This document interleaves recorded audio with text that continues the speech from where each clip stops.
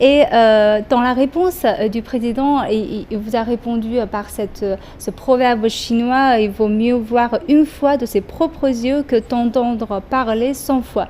Donc dites-nous un peu, quand vous voyagez, quand vous êtes dans les villages, quand vous étiez dans la peau d'un responsable de village, qu'est-ce que c'est cette expérience? Comment est-ce que c'est un peu un choc par rapport à ce que vous avez entendu parler ou est-ce que par rapport à ce que vous avez D'accord. vu?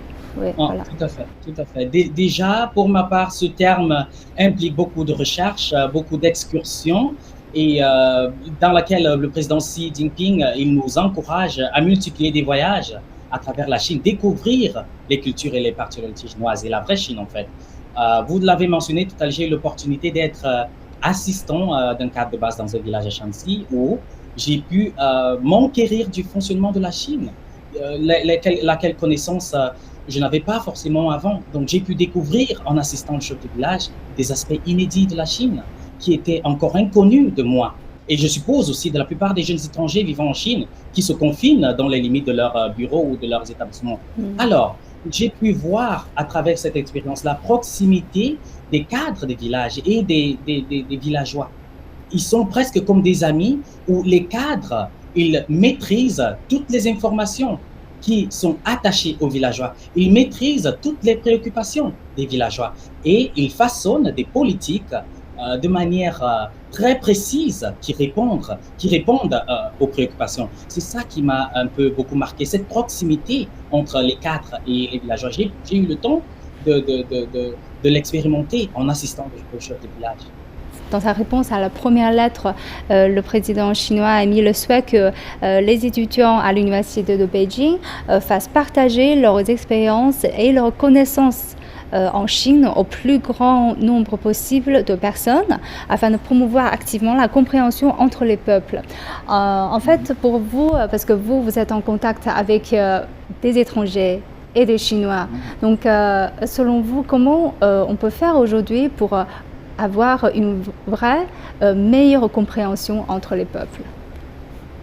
Ah, bien tel que le président Xi Jinping l'a mentionné dans notre lettre, je vais le citer, l'amitié entre les peuples est la base du rapprochement entre États. Donc, il nous incite à être des ponts, à constituer des véritables ponts, des liens entre différentes cultures. Et ce n'est que après cette construction, après l'établissement de ces liens très solides, et après je vais dire, dialogue entre civilisations, nous pouvons approfondir la coopération entre les peuples et la coopération culturelle dans divers domaines variés. Et c'est cette compréhension mutuelle, et c'est ce respect mutuel, et c'est cette confiance mutuelle à travers les échanges entre nos civilisations, coexistence, qui aboutira à ce que le président Xi a encore fait mention de construire une communauté de destin pour l'humanité. Donc je pense que nous, jeunes, nous sommes des ponts. Nous véhiculons nos cultures et en même temps, nous apprenons de la Chine pour partager avec nos cultures. Hmm. En fait, j'ai une question parce que vous êtes jeune, vous êtes étudiant, et aujourd'hui on voit que le réseau social il joue un rôle important dans notre monde et à la fois il rapproche les gens, mais en même temps il est facile de façonner des informations sur Internet. Donc quel est votre point de vue en tant qu'étranger, parce que vous vivez en Chine, vous pouvez voir aussi les informations circulant sur Internet, sur la Chine. Donc, pensez-vous que ça constitue un nouveau défi pour avoir une meilleure compréhension entre les peuples? Tout à fait, parce que il vaut mieux ne pas être tenté de croire tout ce qu'ils véhiculent dans les réseaux sociaux.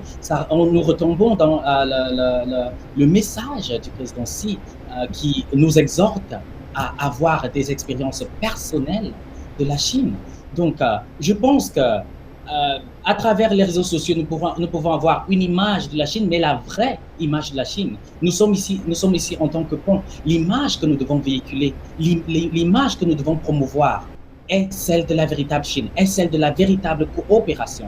Parce que en tant qu'étudiants, en tant que jeunes vivant en Chine, nous sommes ici pour apprendre de la Chine. Nous sommes ici pour véhiculer aussi des informations à propos de notre culture. Nous sommes ici pour aussi partager notre culture avec la Chine en quelque sorte. Et cela Mm. ne peut être fait qu'avec des expériences personnelles.